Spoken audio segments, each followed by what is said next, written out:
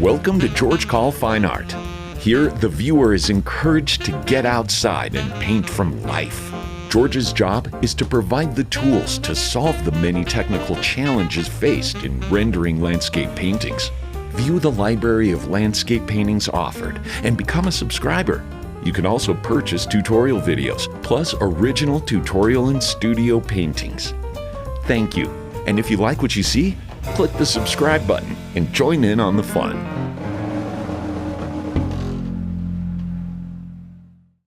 Hello and welcome to part one of a new three-part series titled Upper Dan Creek. Here we go. So today we started with a blank canvas, and in that 25-30 minutes we got this thing covered in thin value colors. So I go through that step by step, starting with where the shapes are going to be on that canvas.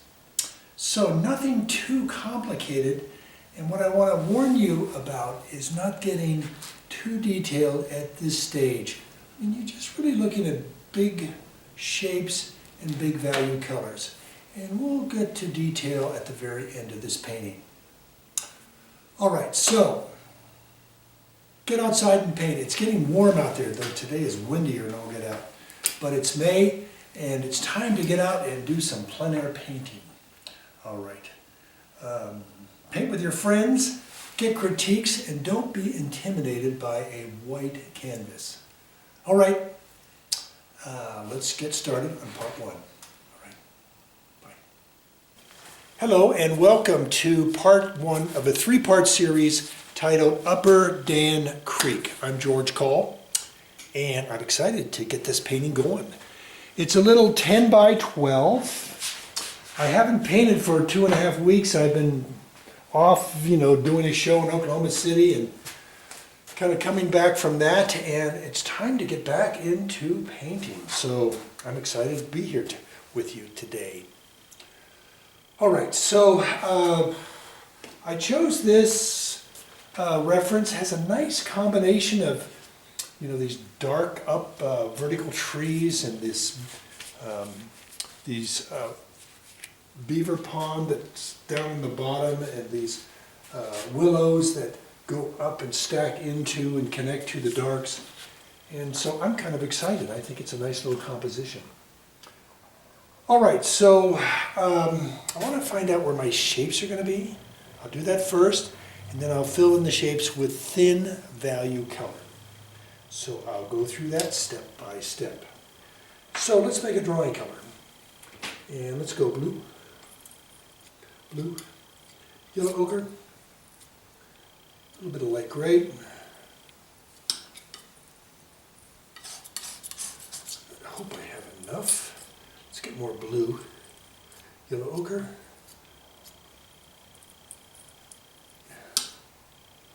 I think that should be enough to get us started here. Okay.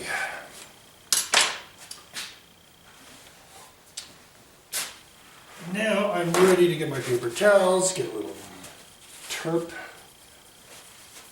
Gamsol on my brush. Just an old worn out, what is this? A number 4 2025 long flat. So I think we have some of these big shapes coming in here somewhere. And then a big shape coming out of it. Goes thin, then it goes thick again, and then thick, and then she flares out this way to a beaver pond. Okay.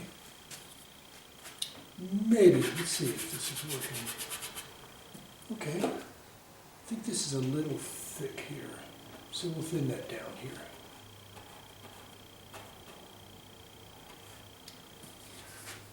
Now we have another stand of trees that comes right to here, goes up to here somewhere.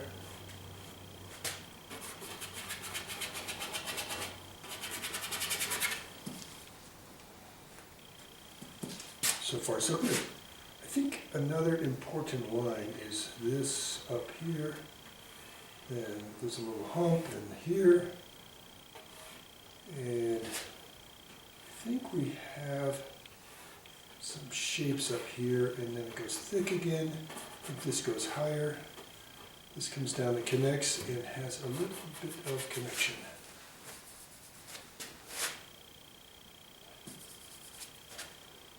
All right, let's do some more volume right inside these trees here.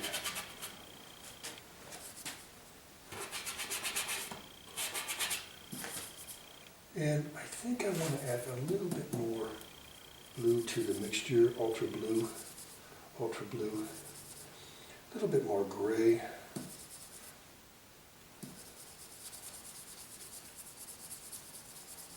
And more blue. And let's go up into here.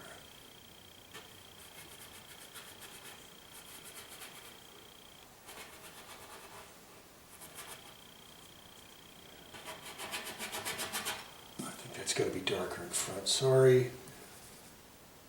More dark, more blue. Let's get a little bit, some transparent oxide red in there, or some raw sienna, burnt sienna in here. See, a little bit more dark. A little bit more dark.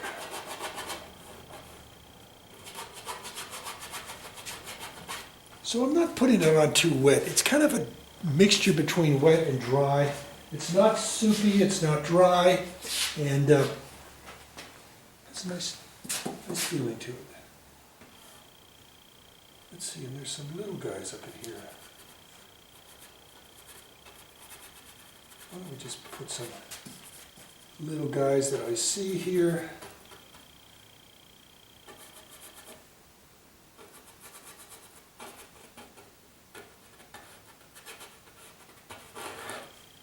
And I think we need some darks that go almost over to these big boys here on the left. All right, I'm getting back, taking a look. This is a good stage to kind of, getting back, get a perspective from across the room.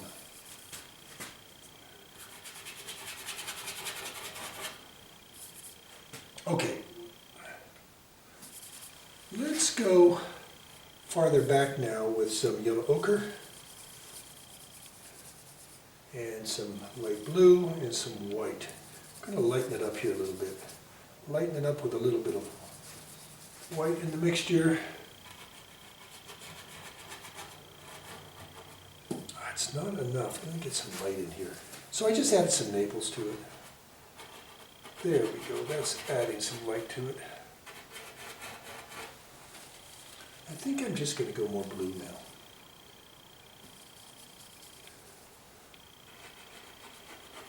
There, I added more, and I like this ultra being in here. It's just really lighten it up here a little bit.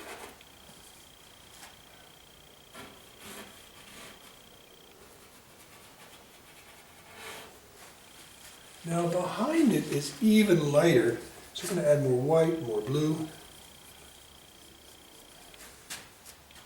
And we're going to put a hill coming in to one side.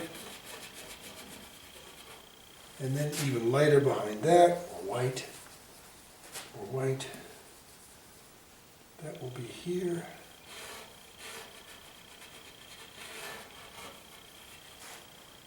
And then another light guy right in here. He's real light.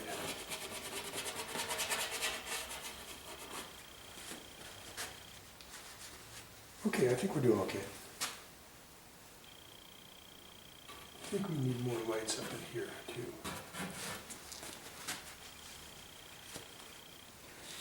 All right, let's get down into this warm color here. These are willows coming down. So let's see if we can use any of this thin stuff we have and add more Naples to it and some yellow ochre. Oh, we need some oomph in it. So I'm going to add some transparent oxide red or raw sienna, burnt sienna, something like that, of what you might have, to give it more of a yellow gold color. I'm adding cad yellow medium now. Let me see what this looks like. Nope. Too gummy. I'm gonna have to go to an original mixture. And I may have to change the brush because I have so much of that dark mixture in this brush. So I'm scrubbing the old scrubber out a little bit. And I'm going to switch over to a number, let's get something a little bigger. I got a number 279, long flat, kind of a soft thing. So let's start with some, what can we use here? We need something with a red base and some Naples. There we go, that's good and strong. Adding some gray to it. That's good, and we need some yellow on one side. Some Naples to kill it. Okay, I think those two will keep us busy. So let's get up here and start some sort of a design. Brush is a little too dry. I just added some Gamsol to it, which is an odorless terp. And I need some more dark in here, maybe a little blue in there. So I'm adding more brown, more ultra blue, more transparent oxide red, which is the brown. And we are moving our way down the mountain, okay? Now there is a dark going up here and another dark, maybe right in here. Just a little bit of Gamsol, not too much.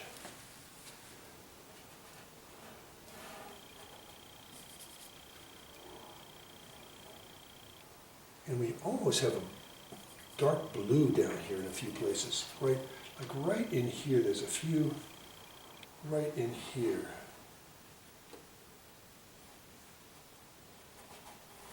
There's a whole bunch of colors going on as this water comes down this hill. And it's really, I can't wait till we can get further on in the painting to play with that. Okay, now let's go to some of the more subtle browns and yellows in here. And now more of the more yellows, which would be here. Get some white in here. Oh, how am I doing on my time? Oh, great, 18 minutes. Doing great. If you haven't noticed, I do these in one take, just to show a little bit more authenticity in what I do. Okay. So now this goes up here, and I think that's pretty good for now. I need some darks on the bottom. Get some browns in this thing. And right here where the water's edge is, we need a few darks. And here, and here, and here.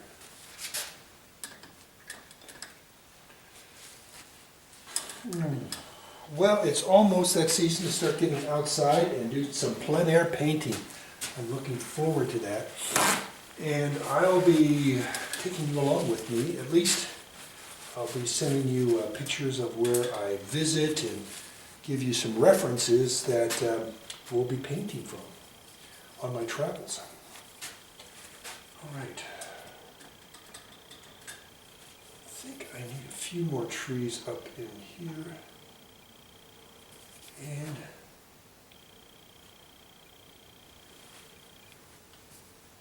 I think I'm ready to go with this great big, it's kind of a silvery green here. So let's get into that next. Just gonna pick all this stuff up. Put that over there. Let's see if I can use it later. Perhaps I broke my razor blade scraper. I have to go get another one from the hardware store, which I need. It's kind of one of those important things. You know, working on glass, it's so important to keep control of your palette, and a good razor blade scraper is the way to do that. And I don't have one right now, so, but, you know, my palette knives are working good enough. All right, let's get some gray.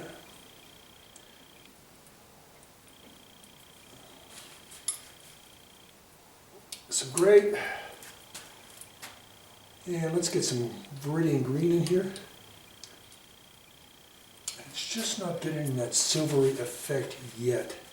Let me see what I can do, perhaps with a misty blue. Misty blue, here we go. That might be our answer. Anyway, misty blue or blue ice might be another one.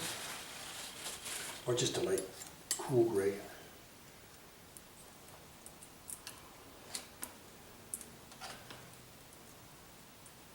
Okay, now we're getting some light.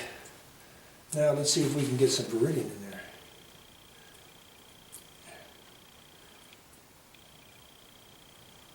Let me see if that's working. Nope, not yet. More Viridian.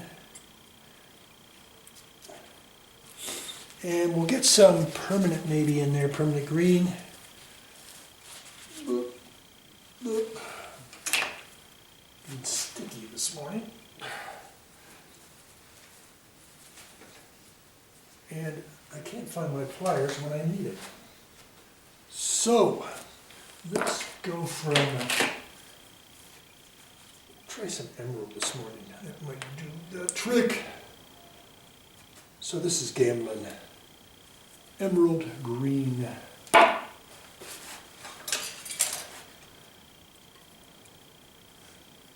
Okay, now we're getting somewhere.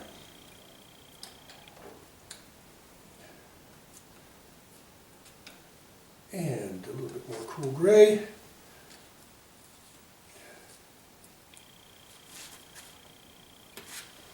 Now we're getting some effect here. What I'd like to do is go to a scrubber here.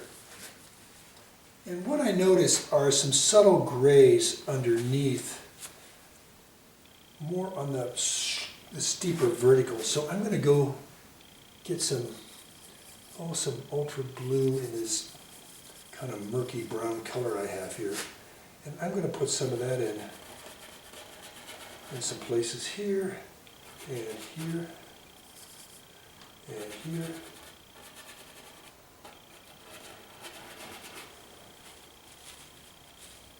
And I think a little bit down on this slope here.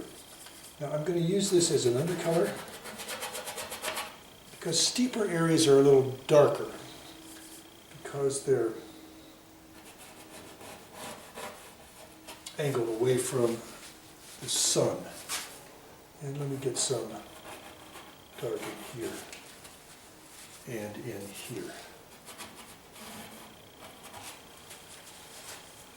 Now let's go back to that light mixture now and see what we can do.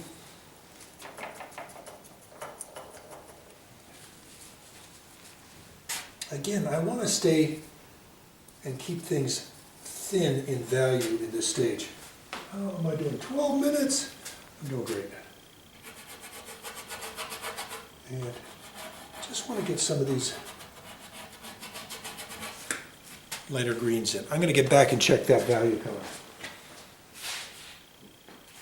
Working good. I like it.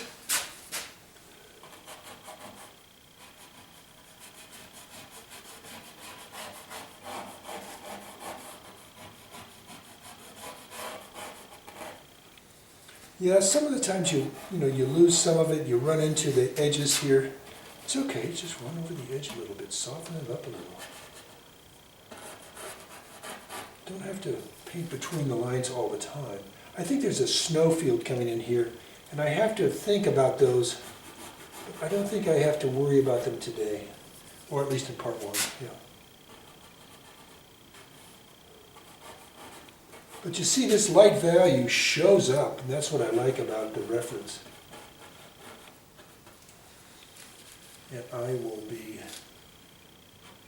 getting this here and here. And bringing that into here. All right. So we have a sky color here and a reflection of that sky color in the beaver pond at the very bottom. So, let's see what we can do with that. And I think if we could get a mixing area over to the left on my palette, we could get started on that. So here's a white. And let's get a little bit of Naples and a little bit of Cobalt, a little bit of Naples,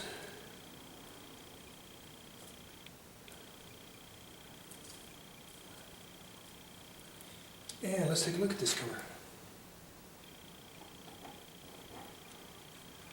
Oh, that is doing just fine, thank you. I just put it in with my knife because it's such a shallow area to get your knife into down there. Or I mean your brush into. And let me see what I can do with this color up in here. That's working. And I'll finish it off with the brush. Let me clean the brush here a little bit. Get into this goopy color we just made and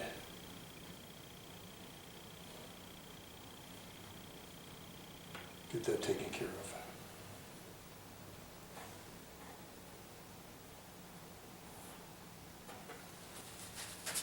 Okay, now we have a few minutes left. It's a little sloppy, I get that. So let's work on the trees.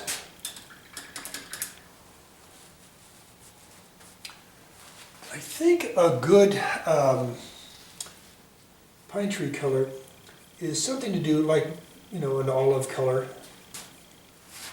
you know, that has some yellow in it. And let me see what we can do. Now I know the reference doesn't do that, but I just like the way, let me get some emerald in there just to give it a little pizzazz, and let me lighten it up here a little bit. Let me see what I can do. See, I like that. Particularly in the upper areas.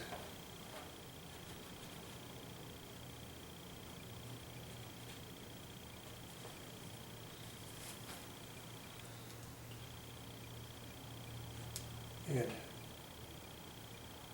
I'll put some of this from the very bottom too. So I didn't get rid of all those nice darks I had, and I composing some, instead of the lighter color we see there, which is kind of a lighter green, I'm putting this kind of olivey, greeny, warm color in there. I call it my pine tree color. Okay, I'm going to lighten it even more, and I'm going to put some of it right up in here.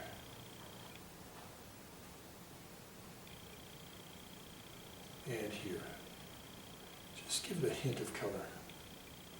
And here. And I'll use some of the darker sections of this for in here. Now, I still have some time left, and I was a little sloppy with getting my light green on, and there's a lot of white showing through from the canvas. So let's fill that in. So I've got a number 1279. Go back into this green and start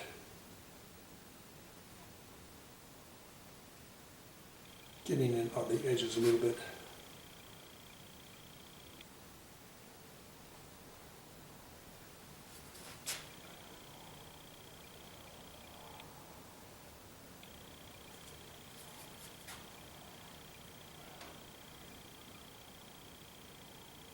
And then I'm going to do some dry brush over these vertical areas here in just a second.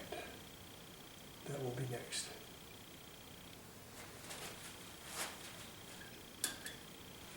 So I've got the dry brush.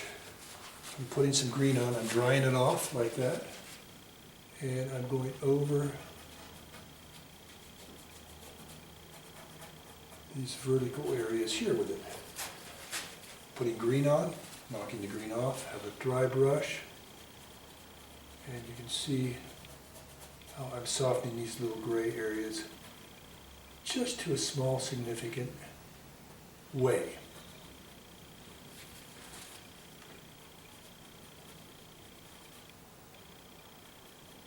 I massacred one of my trees, I almost lost it.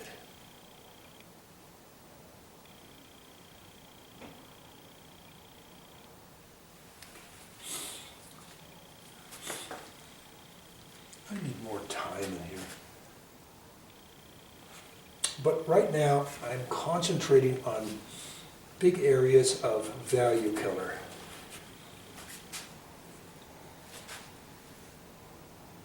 Okay, I need a little bit of this darker color going up into here more.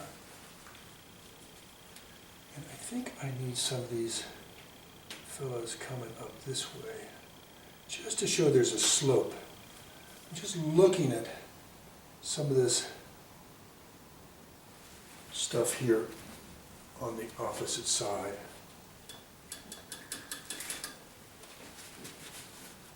All right.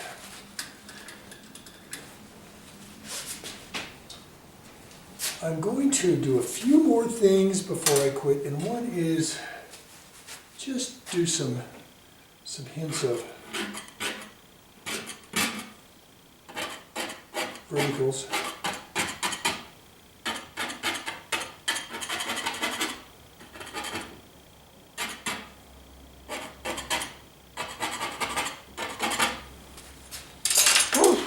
I'm going to get back and take a look at it. I think that is a great start. And from back here, it looks like a great start from back here. So, good. I can see my value color isn't correct, but I can work on that tomorrow and really dial in my value colors here. So, good foundation. That's what we've got. And I think we'll bring part one to a close. Thanks so much, and we'll see you in part two of Upper Dan Creek. All right.